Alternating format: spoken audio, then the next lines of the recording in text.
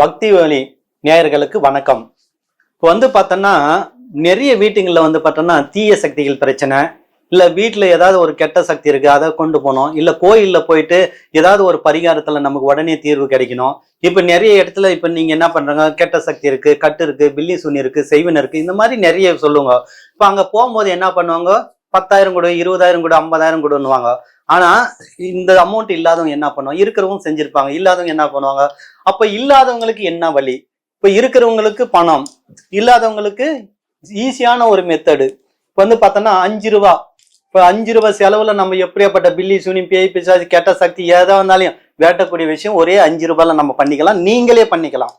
நீங்க என்ன பண்றீங்கன்னா, இப்போ ரொம்ப உடம்பு ரீதியா பாதிப்பு இருக்கு, ஒருத்தர் கால் வரல, கை வரல, உடம்பு பாரமா இருக்கு, இல்ல கனவுல போட்டு அமுத்துது, இல்ல ஏதோ ஒண்ணு எனக்கு பெண்மத்துல ஏதோ ஒரு கரு பொம்மை தெரியுது, இந்த மாதிரி பிரச்சனை இருக்கிறவங்க எல்லாம் நீங்க என்ன பண்றாங்கன்னா, உக்ரமான தெய்வங்கள் எங்க இருக்குன்னு பாருங்க. ஒண்ணு உங்க வீட்டுல அருகில் உள்ள இடத்துல போங்க, இல்ல மலையனூர் அங்காள பரமேஸ்வரி கூட போகலாம், இல்ல பக்கத்துல எங்கன்னா அருகில் உள்ள உக்ரமான கோயில் எந்த கோயில்னாலும் நீங்க போகலாம். அப்ப நீங்க என்ன பண்றீங்கன்னா, அந்த இடத்துக்கு போயிட்டு ஒரு 5 ரூபாய் கொடுத்து ஒரு எலுமிச்சி மலை வாங்கிங்க. அந்த 5 ரூபாய் கொடுத்து எலுமிச்சி மலத்தை வாங்கி நீங்க என்ன பண்றீங்கன்னா, மனசார உங்க குலதெய்வத்தை நினைச்சிட்டு, நீ எந்த கோயில்ல அங்காளை கேட்ட போறியோ, காளி கேட்ட போறியோ, பைரவர் கேட்ட போறியோ, முனீஸ்வரன் கேட்ட போறியோ, இல்ல கருப்புசாமி கேட்ட போறியோ, இல்ல ஐயனார் கேட்ட போறியோ தெரியல, ஆனா ஏதாவது ஒரு தெய்வத்தை கேட்ட போகும்போது மனசார வேண்டி இந்த சைடு 3 இந்த சைடு 3 ஏத்தி இறங்கிட்டு அந்த சூலத்துல சொருகிட்டு வந்துருங்க.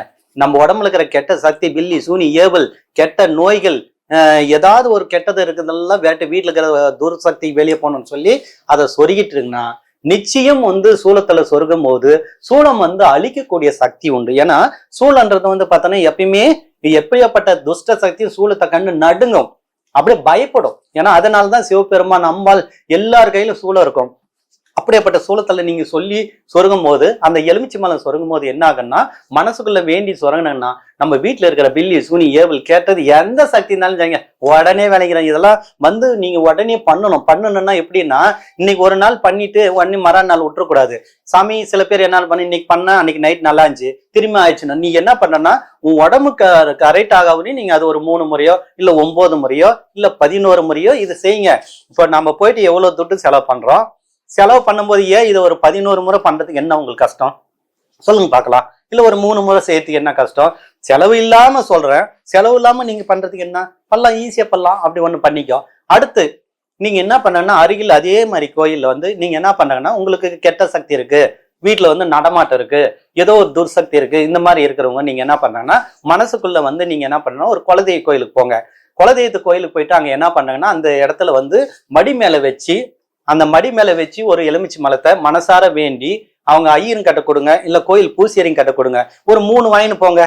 3 வாயின்னு போயிட்டு நீங்க என்ன பண்றாங்கன்னா, ஒண்ணு அங்க சூலத்துல சொருகிருங்க. எல்லா கோயிலுக்கு முன்ன சூலம் இருக்கும். 2 கொடுங்க. 2 கொடுத்து நீங்க என்ன பண்றாங்கன்னா, அந்த மடி மேல வச்சு பூஜை பண்ணி கொடுக்க சொல்லுங்க. கண்டிப்பா கொடுப்பாங்க. ஏன்னா ஒரு 10 ரூபாய் போட்டாங்க, நிச்சயம் பண்ணி கொடுத்துருவாங்க. இருங்க இல்ல பூசேரிங்க கூட பண்ணிட்டு அங்க இருக்கிற விபூதி அந்த எலுமிச்சி மலத்தை எடுத்துட்டு ஒண்ணு வீட்டுல பூஜை அறையில வச்சுட்டு விலை கொளிச்சுட்டு குலதெய்வத்தை மனசார வேண்டிக்கங்க. வேண்டிட்டு இன்னொன்னு என்ன பண்றாங்கன்னா, அழகா ஒண்ணு வெட்டி ஜூஸ் போட்டு பிழிஞ்சு எல்லாருமே வீட்டுல இருக்கிறவங்க அத்தனை பேருமே அதை சாப்பிடுங்க. அப்ப சாப்பிடும் போது அந்த குலதெய்வத்து மேல இருக்கிற அந்த சக்தி என்ன பண்ணும், அந்த உடம்புக்குள்ள நம்ம உடம்புல வரும்போது கெட்ட சக்தி எல்லாம் வெளியே போயிடும். அதே மாதிரி வீட்டுல இருக்கிறது வெளியே போயிடும். அதே மாதிரி நீங்க என்ன பண்றாங்கன்னா, அது நீங்க அடுத்து அப்படி பண்ணிக்கலாம். இந்த எட்டி செடின்ட்டு பாருங்க, நிறைய இடத்துல இருக்கும் எட்டி. எட்டியை கண்டா எல்லாமே துஷ்ட சக்தியிலிருந்து, பேயிலிருந்து, பில்லி சுனிலிருந்து நடுங்கும், இல்ல ஓடி போயிடும். ஏன்னா எட்டி காளியுடைய மூலிகைலாம். எட்டி அவ்வளவு ஒரு அற்புதமான ஒரு மூலிகை. அந்த எட்டி தலையை நீங்க என்ன பண்றாங்கன்னா, அறுத்துன்னு வந்துருங்க. அறுத்துன்னு நீங்க என்ன பண்ண, நிழல்ல ஆற போட்டுருங்க. ஆற போட்டு அது கூட பார்த்தோன்னா வெண்கடுகு, நாய்க்கடுகு, பச்சை கற்பூரம், இதை வெண்கடுகு, நாய்க்கடுகு, பச்சை கற்பூரம், ஜவ்வாது, இதெல்லாம் 2 3 போட்டு மிக்ஸ் பண்ணி நீங்க என்ன பண்ண, நைட்டு பூரா அந்த வீட்டு உள்ள என்ன பண்றாங்கன்னா, நல்லா புகை போட்டு விட்டுருங்க. புகை போட்டு அந்த கதவை சாத்திட்டு அந்த புகை இருந்தா வீட்டுல இருக்கிற கெட்ட நகட்டி எல்லாமே ஓடிடும், உங்க உடம்புல இருக்கிற எல்லா கெட்ட சக்தியும் போயிடும். அப்படியும் பண்ணலாம். சில பேர் இதுவும் பண்ணி நம்மளால குணப்படுத்த முடியல, செய்ய முடியலன்னா, அதே எட்டி வேறு, அந்த வடக்கு போற வேறு ஒரு துண்டு எடுத்துங்க. அந்த துண்டை எடுத்து நீங்க என்ன பண்றாங்கன்னா, ஒரு தாயத்துல போட்டு செம்புல போட்டு இடுப்புல கட்டிக்கணுங்கன்னா, நிச்சயமா அந்த உடம்புல இருக்கிற கெட்ட சக்தி எல்லாமே வரும். ஏன்னா இந்த வெட்டி வேருக்கு என்ன இதுன்னா ஆற்றல், கெட்ட சக்தி இது கெட்ட நாடாது. கெட்ட அதிர்வுகள்லாம் அப்படியே தொலைவு விளங்கி போயிடும். இயற்கையவே இதுக்கு அந்த சக்தி இருக்கு. அப்போ அந்த வேரை நீங்க பயன்படுத்தும் போது அது எல்லாமே போயிடும். அப்போ அந்த காலத்துல பாருங்க, எட்டி மரத்தை கூட வாசப்படியில வச்சிருப்பாங்க. சில பழைய வீடுகள்ல போய் பாருங்க, எட்டி ஒரு துண்டு வாசப்படியில வைக்கும். காரணம் என்னன்னா, துஷ்ட சக்திகள் கெட்ட சக்திகள் எதுவுமே உள்ள வரக்கூடாதுன்றது அந்த மாதிரி ஒரு இது. அப்போ இந்த எலுமிச்சி மரத்தை நீங்க என்ன பண்ணீங்கன்னா, ஒரே முட்டை நீங்க என்ன பண்ணுங்கன்னா, வீட்டு ஒரு 108 பழம் இல்ல 54 பழம் 24 பழம் மனசுக்குள்ள நீங்க என்ன பண்ணனா வேண்டி ஊசியில கோத்துட்டு அப்ப என்ன பண்றாங்கன்னா, நீங்க என்ன பண்றீங்க, அந்த தெய்வத்துக்கிட்ட போட்டு மாலை போடும் போது எங்க வீட்டுல இருக்கிற கெட்ட சக்தி, பில்லி சூனியம், துஷ்ட சக்திகள், கெட்ட நேரம் எல்லாம் விளங்கி மனசார வேண்டி உக்கரமான தெய்வங்கள் காளி, அங்காளே, பரமேஸ்வரி, இந்த மாதிரி ஏதாவது முனீஸ்வர இவங்களுக்கு அந்த மாலையை போட்டு வந்தாங்கன்னா நிச்சயம் அதுலயும் உங்களுக்கு நல்ல பலன் கிடைக்கும். அதே மாதிரி எலுமிச்சி மலைன்றது ஒரு சாதாரண விஷயம் இல்லை. அது பார்த்தோன்னா அவ்வளோ ஒரு அற்புதமான ஒரு விஷயம். நீங்க வீட்டுங்களை என்ன பண்ணேன்னா, அமாவாசை நாள்ல 2 எலுமிச்சி மலத்தை நீங்க என்ன 2ஆ துண்டு பண்ணிங்க. 2ஆ துண்டு பண்ணி 2துலயும் குங்கம் தாடி வைங்க. நீங்க என்ன பண்றாங்கன்னா, ஒரு இதுல குங்குமம், ஒரு இடத்துல மஞ்சள் வைக்கிறீங்க. மஞ்சள் நல்லா புரிஞ்சுங்க. யாரோ ஒருத்தர் சொல்றாங்கன்னு நீங்க மஞ்சள் வைக்கிறீங்க, அது மிகப்பெரிய தவறு. மஞ்சள் வசி சக்தி.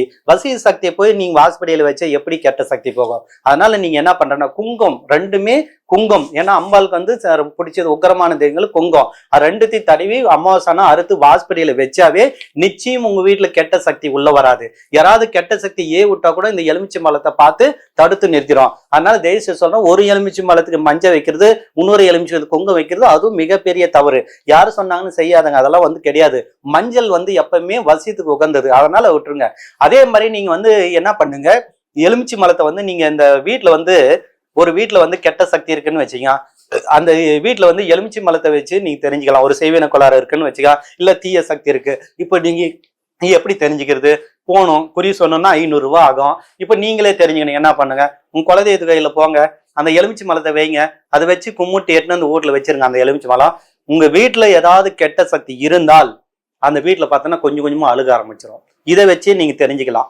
அப்படி எதுவுமே இல்லை, அழுகல, நல்லா அப்படி பார்த்தோன்னா ஷைனிங்கா இருக்கும். ஆனா காஞ்சிட்டு இருந்துச்சுன்னா உங்க வீட்டுல எதையுமே இல்லைன்னு நினைச்சு தைரியமா இருங்க. திரும்ப நீ போய் இதை விட்டு போட்டு திரும்பி குறி கேட்கறது, அதை கேட்கறது. நீ குறி கேட்க போனா என்ன சொல்லுவாங்க, நல்லகிறவர்களை கூட செய்வனுக்கு இருந்தான்னு சொல்லுவாங்க.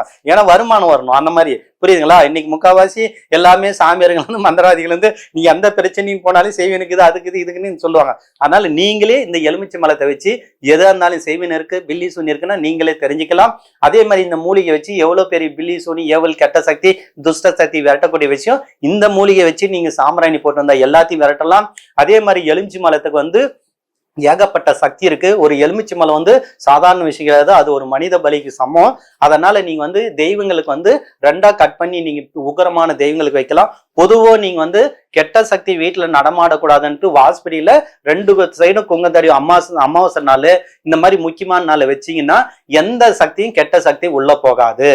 தெய்வங்கள் மட்டும்தான் உள்ள போகும், நல்ல சக்தி மட்டும்தான் போகும். அதனால மக்களே நீங்க இதை பயன்படுத்துங்க. ஓம் கணபதி, ஓம் காளி, ஓம் நமச்சிவாயா.